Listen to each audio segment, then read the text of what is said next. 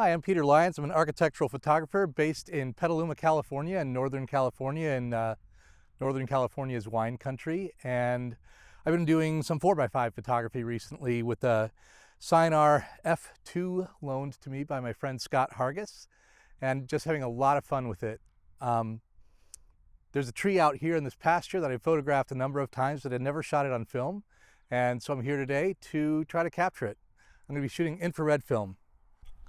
I'm starting with a 210 millimeter lens today, which is equivalent to a 70 millimeter lens on a 35 millimeter camera.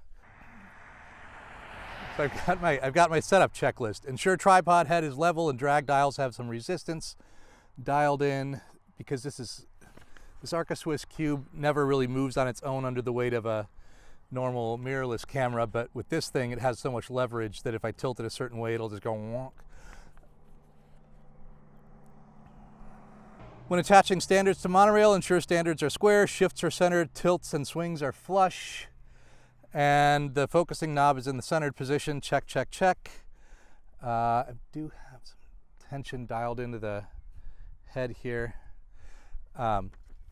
Ensure the bellows are properly locked and seated. Check. Affix end caps to the rail so you can't move the standards off the ends. Remove the lens caps when attaching the lens board and keep a firm grip on the lens until it's locked securely to the front standard. Oh, and screw in the cable release. I haven't done that yet.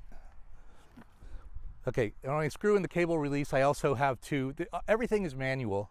So you need to make sure that the aperture is wide open. That's to help with focusing. You want the brightest image possible.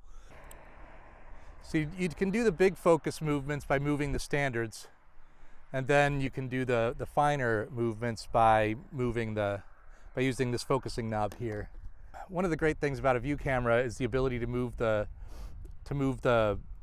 lens around relative to the focal plane, and it's a lot like using a tilt shift lens. This is a tree. This is just outside of Petaluma, California. It makes just a great subject, so I keep coming back to it. And you know, it's behind a fence. I'd love to get closer, but it's challenging to figure out who owns land and get permission. So I just do the best I can from the roadside here. I'm going to try to show you how the movements on the camera work. You can see though that with the Fresnel lens on the ground glass here, you can get a little bit of a glimpse of the composition. Everything is upside down and backwards. That's the way the optics work. A modern camera corrects for that before you see it. I've got both the front and the rear set at 2 centimeters, and I can't see what I'm doing because I'm up here, so I'll keep walking back and forth, but I'm gonna move this up. I'm gonna move this up to 4 centimeters and see how that looks. So the front standard now is 2 centimeters higher than the rear. And it's not bad. I think I'm going to go even a little bit further. I'm going to do it here. In this case, I'm going to lower the rear standard 1 centimeter. And this locks it again. I feel like that's looking pretty good. Okay, so now I'm going to check my focus again.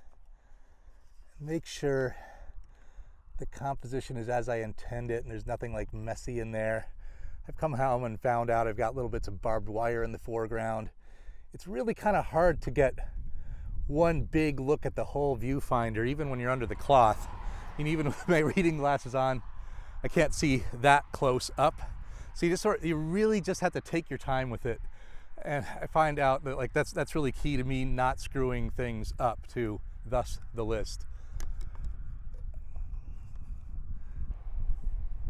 I'm going to get under the dark cloth real quick and just get a clearer, better look at everything.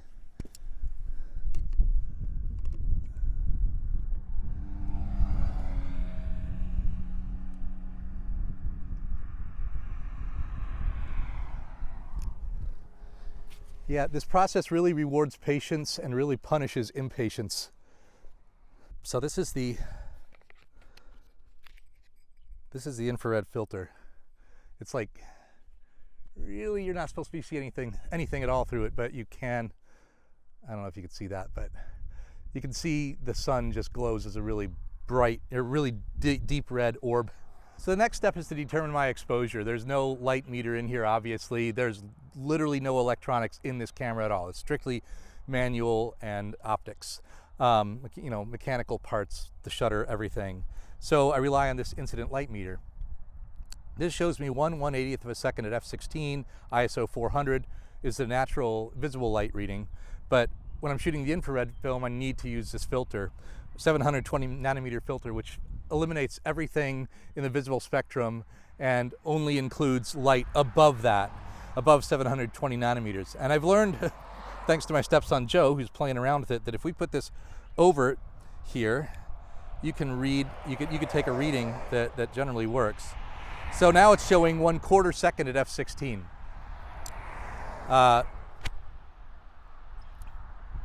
If anything, I tend to underexpose the film a little bit, and also the vignetting when you're shifting the lens can also cause light to fall off, so you lose some detail around the edges.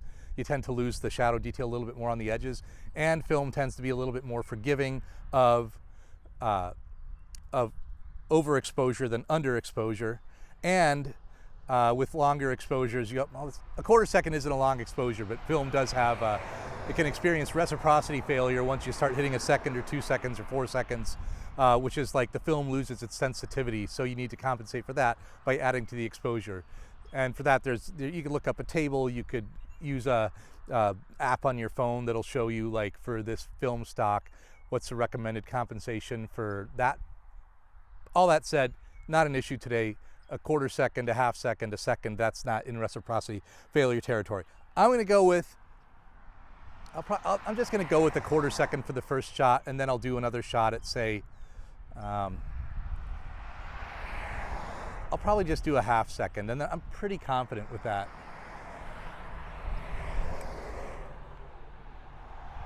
By pretty confident, I mean I'm not very confident, but I guess I'll learn. Okay, so now I need to set the exposure on the lens. There's a lever under here on the bottom of the lens. You can't quite see it, but here's how I adjust the aperture. So I'm going to dial that to f/16. And anyways, here's the shutter speed. I'm going to dial that to, oops, wrong way. 1/4 second. Okay, so there's my shutter speed is set to 1/4 second, and my aperture is set to f/16. And the shutter needs to be cocked. It's already cocked, and then I'm going to test it. Oh, you need to close it. You need to close it to test it. And it's a purely mechanical. Let's cock it again. Test it again. All right. I can put on the infrared filter. And at this point, I'm not going to be able to see through the camera anymore.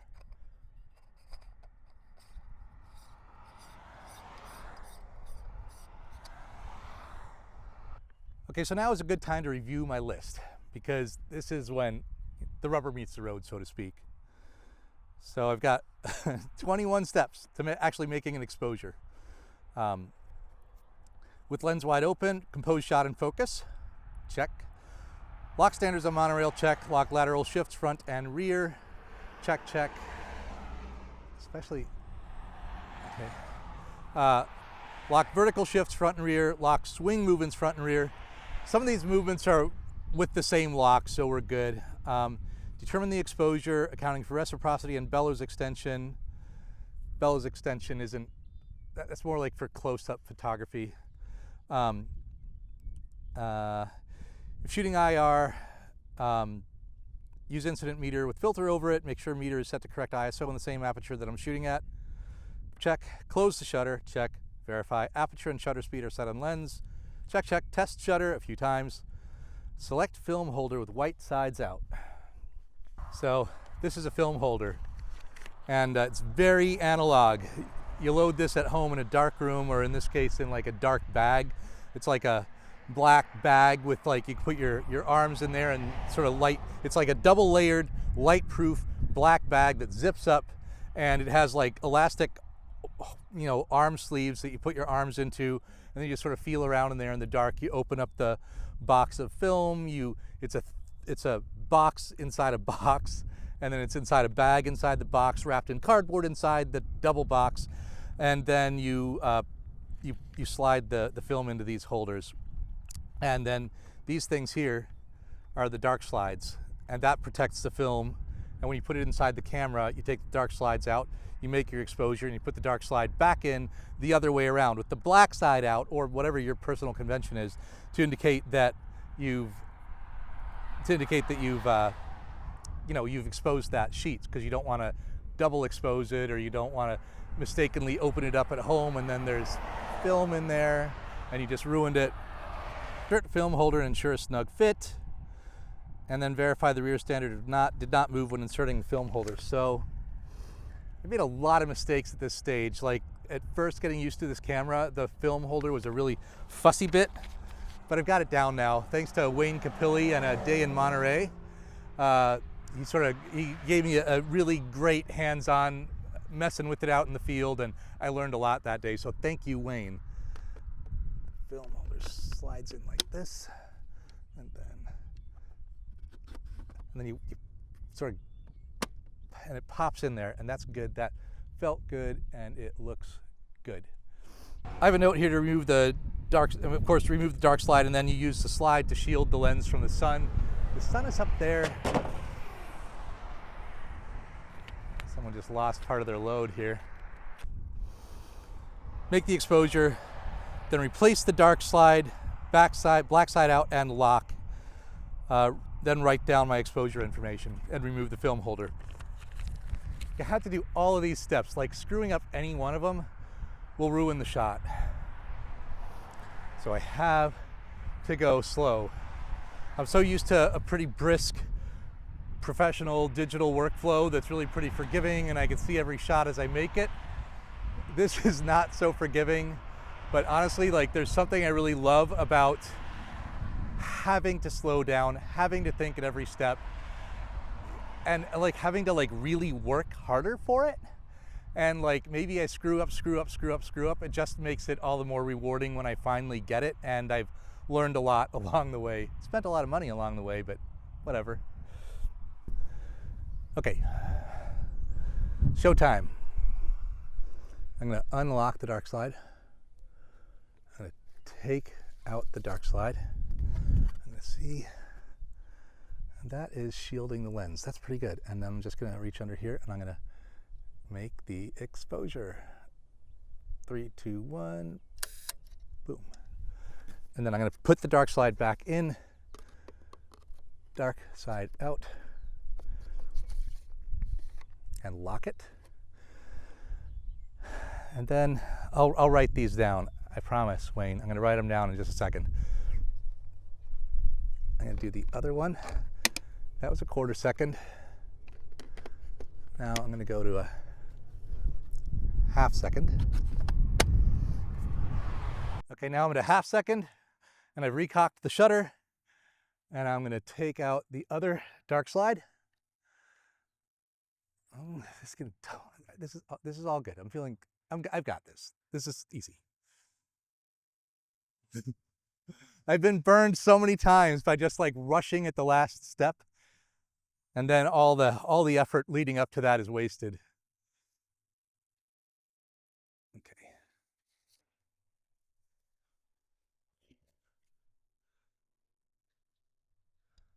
And boom. Hey. You see, it's just that fast and easy to make a photograph on 4x5 film. Later on, when I get it back from the lab, hope to be able to add that to this video. And I have high hopes for these, but we'll see.